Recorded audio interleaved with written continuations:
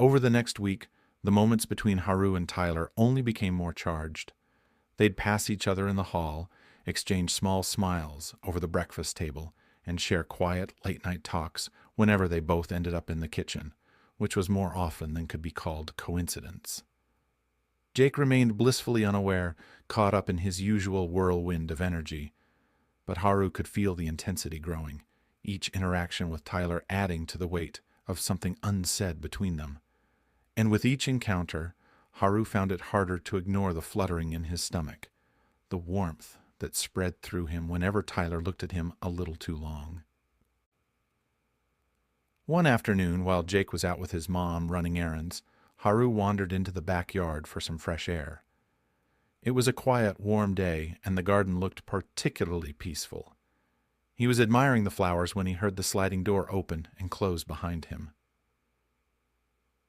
Turning, he found Tyler standing there, hands tucked in his pockets, a slight smirk on his face.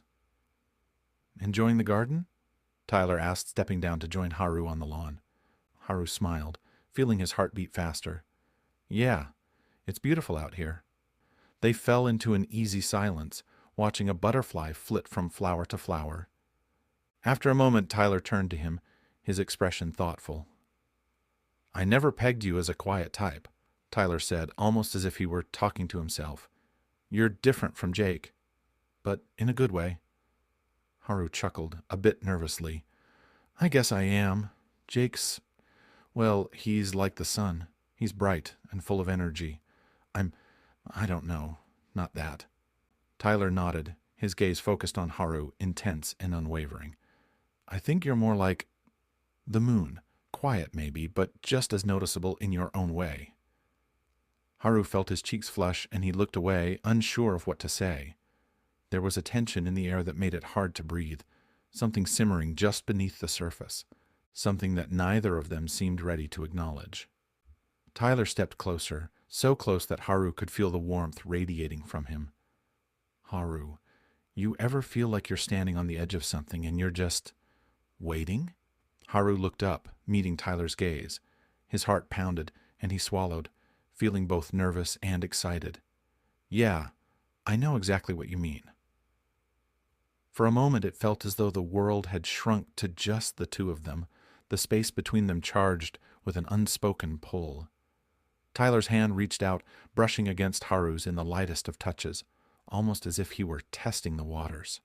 Haru's breath hitched, and he felt the urge to lean in, to close the gap, to see if this tension between them was what he thought it was. But just as quickly as the moment came, Tyler stepped back, breaking the spell. His eyes lingered on Haru, but he looked almost conflicted, as though he'd crossed a line he wasn't sure he was ready to admit to. "Jake's probably on his way back," Tyler said, his voice softer. "We should head inside." Haru nodded, swallowing his disappointment, but also the thrill that still buzzed through him. Right.